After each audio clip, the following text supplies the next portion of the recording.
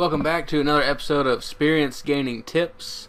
Today we're going to be playing Wild Arms. Now this particular trick I would recommend you're on level 10. As you can take a look at my... Oh, that's quick. Here's another look at my stats. So just west of the town Oudelhide, there'll be a little green forest.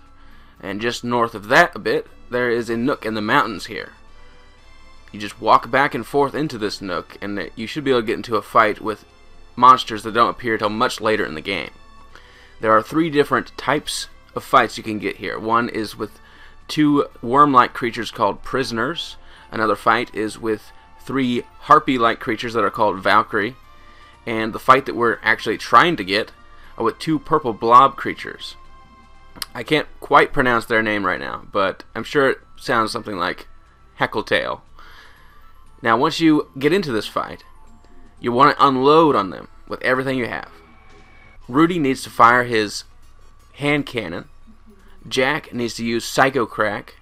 And Cecilia will either use heal on any party member that is heavily damaged, or fire, which actually does a considerable amount of damage at this point. Now, as I've already stated, you should be at least on level 10. Every bit of money that you have should go into Rudy's firearm.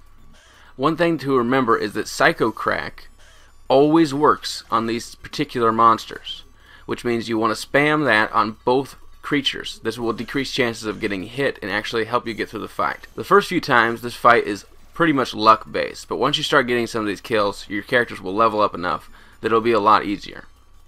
Don't be afraid to use potion berries or revive fruits if you have them. Getting through the first couple fights is key, because once you finish several fights, you'll gain plenty of levels. Just about every fight will grant you a party member a level.